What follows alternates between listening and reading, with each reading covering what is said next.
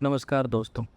Multi beggars ढूंढना आज के टाइम में इतना आसान नहीं है, खास करके बिगनर्स के लिए। हर बिगिनर को ऐसा लगता है कि हमारा भी पैसा जो है 10x हो जाए, 20x हो जाए तो वाह वाह क्या बात। लेकिन अब ऐसे ही तो सारा स्टॉक्स आपको 10x 20x 100x तो दे नहीं देगा, क्योंकि जो 50-50 के स्टॉक्स हैं वो तो एक स्टडी रिटर्न की तरह ही देते हैं।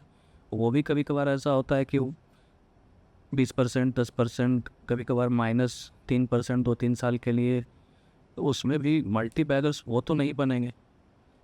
तो कैसे हम मल्टी बैगर्स ढूंढें जो कि हमें 10x 20x इतना तक का रिटर्न दे सकते।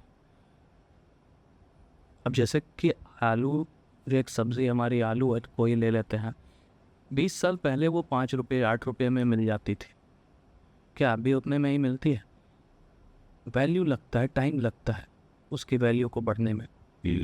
आज उसी का रेट लगभग 20 30 12 15 बढ़ता गया ना, धीरे धीरे टाइम लगा। सिमिलरली मल्टी बैगर्स को भी हमें टाइम देना है, पेशेंटली वेट करना है, उनमें इन्वेस्ट करके, और अच्छी कंपनियों में जिनके की प्रोडक्ट्स अच्छे हैं, जिनका कि मार्केट वैल्यू अच्छा है, जिनका कि कॉम्पिटिटिव कोई एडवांटेज है कंपनी का बाकी इंडस्ट्री के एवरेज के हिसाब से, उन शेयर्स को ढूंढना, फंडामेंटली स्ट्रॉन्ग्स को ढूंढना और उनमें निवेश करके 20 साल 15 साल 30 साल छोड़ देना। वो जो रिटर्न बनेंगे, और वो अंडर वैल्यूड खोजना। ऐसा नहीं कि कोई हाई पी स्टॉक ले लिए और उसके भरोसे चल रहा है, नहीं, अंडर वैल्यूड स्टॉक्स लेना है, ताकि जब उनका ग्रोथ होते जाए तो पी बढ़ते जाए तो आपका उसको अर्निंग्स का आप इस्तेमाल कर सके। अब ये ढूंढे कहाँ पर, सबसे बड़ा सवाल। क्या चीज़ों का इस्तेमाल करें जिससे कि हमें मल्टी बैगर्स मिले? तो सबसे पहले हम सब ने सुना होगा Screener.in। जो नहीं जानते हैं, जो बिगनर्स हैं, Screener.in क्या है? ये एक स्क्रीन करने का प्लेटफॉर्म है जहाँ पर आप अपने हिसाब से, अपने अकॉर्डिंग उन सबको, जो भी स्टॉक्स हैं, स्क्रीन कर सकते हैं कि आपको किस बेसिस पे इनको ख़रीदना है, इनका क्या फंडामेंटल्स है, इन कंपनी के बारे आप जान सकते हैं इसमें। इस तरह से आप Screener.in का इस्तेमाल करते हैं अपने इन्वेस्टमेंट के लिए। क्या आपने Screener.in का नाम सुना था? क्या आप इसके बारे जानते हैं? कमेंट करके ज़रूर बताइएगा। चलिए आगे बढ़ते हैं वीडियो में और ये समझते हैं कि Screener.in का हम कैसे इस्तेमाल करें। सबसे पहले गूगल में जा कर के Screener.in हम खोल लेते हैं। ये हमारा Screener.in का वेबसाइट आ गया। अगर आपको फंडामेंटल एनालिसिस कैसे करते हैं, फंडामेंटल एनालिसिस में क्या क्या देखा जाता है, किन किन चीज़ों को समझना पड़ता है जिससे कि हम एक बढ़िया स्टॉक ढूंढ सकें, तो उसकी वीडियो मैंने पहले भी बनाई हुई है। डिस्क्रिप्शन में मैं लिंक दे दूंगा या एंड स्क्रीन में उसका एक इमेज आ जाएगा, आप उस पर क्लिक करके उसको देख सकते हैं। चलिए आगे बढ़ते हैं। सबसे पहले तो Screener.in हम खोल लिए। अब यहाँ पर देखिए स्क्रीन्स है, स्क्रीन्स को क्लिक करते हैं तो यहाँ पर आ जाता है क्रिएट न्यू स्क्रीन। हमें इसको क्लिक करना है। जब हम क्रिएट न्यू स्क्रीन करेंगे तो सबसे पहले हमें यहाँ पर ये समझना है कि मल्टी बैगर कौन से स्टॉक बन सकते हैं। अब जो पहले से ही HDFC 20,000 करोड़ 40,000 करोड़ 60,000 करोड़ की कंपनियां हैं, वो तो अब मल्टी बैगर तो नहीं बनेंगे, वो तो एक स्टडी रिटर्न ही देंगे, क्योंकि वो उस स्टेज पे पहुंच चुके। जो अभी नई कंपनियां हैं, जो अभी अंडर वैल्यूड हैं, वही कंपनी आगे चल कर के मल्टी बैगर बन सकती हैं। तो हमें मार्केट कैपिटलाइजेशन एक टर्म होता है जो कि 10,000 करोड़ से कम की कंपनियां लेनी, क्योंकि इनमें स्कोप रहेगा आगे बढ़ने के लिए। तो हम यहाँ पर पहला क्वेरी अपना डालेंगे, मार्केट कैपिटलाइजेशन। देखिए यहाँ पर मार्केट कैपिटलाइजेशन लिख करके आ गई। इसको हम करेंगे लेस देन 10,000 एंड इसलिए क्योंकि ये इसकी क्वेरी लिखने की तरीका है, जिससे कि हम ये बताते हैं कि हमें ये भी चाहिए और अगला जो हम लिखेंगे वो भी चाहिए और वो भी चाहिए। अब हम ये समझते हैं कि अगला क्वेरी हम क्या लिखेंगे। हमें अंडर वैल्यूड स्टॉक्स चाहिए, तो चलिए price to earning P ratio जिसको हम कहते हैं, प्राइस टू अर्निंग हम ले लेते हैं। इसको हम लिखेंगे कि 25 से कम, क्योंकि जो बहुत ज़्यादा एक्सेस भी अगर कोई पी अगर चलती है इंडस्ट्री वाली भी, तो वो 30-40 के आसपास रहती है। तो हमें लेकिन 25 से कम का लेना है, ताकि एक बढ़िया कंपनी हमें मिले जो कि एक रीज़नेबल प्राइस में मिले। ज़्यादा पी अगर लेकर के जाएंगे तो हमें हाई प्राइस देना पड़ सकता है उस स्टॉक को ख़रीदने के लिए, जो कि हम नहीं चाहेंगे। हमें अंडर वैल्यूड स्टॉक्स चाहिए। तो प्राइस टू अर्निंग हो गया लेस देन 25 एंड अब आगे हम समझते हैं कि और हम किस चीज़ को देखें। रिटर्न ऑन इक्विटी देख सकते हैं, रिटर्न ऑन कैपिटल एम्प्लॉयड देख सकते हैं कि इक्विटी पे हमें कितना रिटर्न मिल रहा है शेयर होल्डर्स को, और कैपिटल एम्प्लॉयड पे किस तरह का रिटर्न कंपनी को मिल रहा है।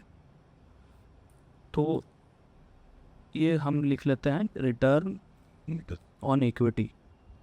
रिटर्न ऑन इक्विटी हम कर लेते हैं ग्रेटर देन 15।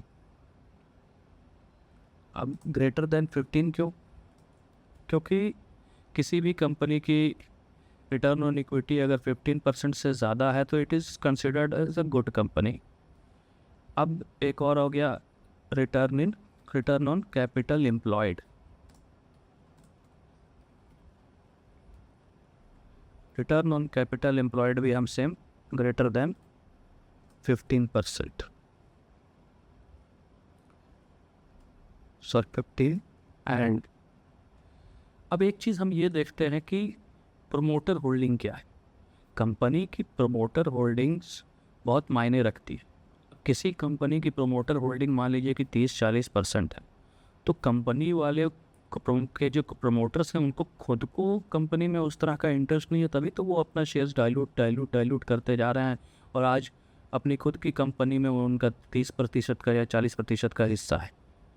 तो मिनिमम 50% तो होना चाहिए, लेकिन हम सेफ साइड के लिए 60% लेंगे कि कंपनी के पास वो लिक्विडिटी भी रहे, प्रमोटर्स के पास वो लिक्विडिटी भी रहे कि आगे कभी कोई वैसा ज़रूरत पड़ा तो वो डाइल्यूट भी करे, तो भी उनके पास 50% के आसपास बचा रहे उनका कंपनी के हिस्सेदारी में। तो चलिए प्रमोटर होल्डिंग को हम कर देते हैं ग्रेटर देन 60 एंड अब आगे हम समझते हैं कि और कुछ ऐसा जो इम्पोर्टेंट जो बच रहा हो, जो कि मेनली इस्तेमाल होता है किसी भी स्क्रीन में। चाहे तो हम बहुत सारे ऐसा कुछ इसमें ऐड कर सकते हैं, जैसे प्रॉफिट ग्रोथ, सेल्स ग्रोथ। तो सेल्स ग्रोथ भी ले लेते हैं। सेल्स ग्रोथ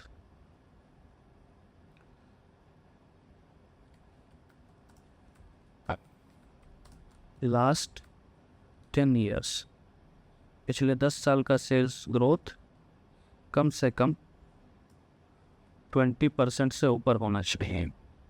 ये थोड़ा ज़्यादा है, 15% ही रखते हैं, इतना अच्छा रहेगा। अब एक चीज़ होती है कि कंपनी अपनी जो शेयर्स हैं उनको प्लेज कर देती है। उन कंपनीज़ में हमें नहीं जाना है जिनका शेयर्स ही प्लेज्ड हो। कभी भी उन कंपनी को कोई प्रॉब्लम आएगी तो उस प्रॉब्लम से निकलने में उनको बहुत सारा दिक्कत फेस करना पड़ेगा, इसलिए हमें प्लेज्ड शेयर्स वाले कंपनी नहीं चाहिए। तो प्लेज्ड परसेंटेज को हम यहाँ लिखेंगे लेस देन 0, या हम यहाँ पर इक्वल टू 0 भी लिख सकते हैं।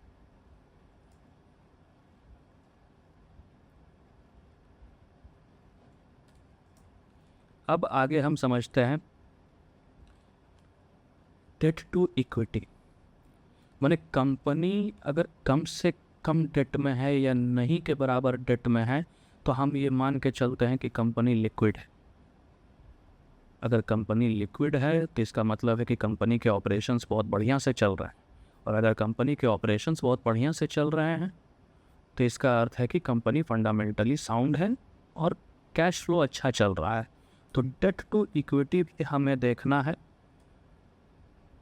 डेट टू इक्विटी इसको हम करेंगे लेस देन 0.5 फ़िलहाल के लिए हमें लगता है कि इतना सब कुछ बढ़िया है। अब हम इस क्वेरी को रन करते हैं। रन करने के बाद देखिए हमारे पास 21 स्टॉक्स पहुँचे हैं, 21 स्टॉक्स, जो कि 8000 स्टॉक्स हैं हमारे पास लगभग पूरे एक्सचेंज पे। उसमें से हमें ये 21 स्टॉक फ़िल्टर करके दे रहा है। तो आगे हम समझते हैं कि अब इनमें हम कैसे ढूंढें कि ये कंपनी बेहतर है या इनमें हमें निवेश करना है। इसके लिए तो दो तरीके हैं। एक तो आप फंडामेंटल एनालिसिस करके देख लीजिए कि उससे हम हर एक का फाइनेंशियल स्टेटमेंट्स, हर एक का कैश फ्लो, हर एक का अर्निंग पर शेयर कैसा है। और एक तरीका तो ये हुआ कि इन कंपनियों का हम टेक्निकल एनालिसिस करके देख लें कि इनकी अभी प्राइस कहाँ पर चल रही है, क्या अभी हमें ये डिस्काउंट पे मिल रहा है या कोई पैटर्न बना रहा है इसका। तो इन तरीक़ा से हम इसको भी सॉर्ट आउट कर सकते हैं। अगर हम चाहें तो हम अभी इसको और आगे भी सॉर्ट आउट कर सकते हैं यहाँ पर भी, जैसे कि हमने यहाँ पर सेल्स ग्रोथ डाला, ठीक है। अब हम यहाँ पर एक और चीज़ डाल सकते हैं जिसको कि हम कहते हैं प्रॉफिट ग्रोथ लास्ट 10 ईयर्स। इसको हम कर देते हैं ग्रेटर देन 10। अब हम देखते हैं कि क्या है। अभी भी हमारे पास ये 21 रिजल्ट्स शो कर रहा है। इसका मतलब कि इसकी प्रॉफिट ग्रोथ भी अच्छा है, तो हम उसको डालें या ना डालें डज नॉट मैटर। ऐसे ही करके आप और भी स्क्रीन्स क्वेरीज डाल सकते हैं, जिससे कि आपका और बेहतर इसमें 21 में और कम हो सकता है, जिससे कि आपको फंडामेंटली एनालाइज करने में और कम से कम कंपनियों का इस्तेमाल करना पड़े। अब जैसे है कि इसमें हम ये भी डाल सकते हैं इंटरेस्ट कवरेज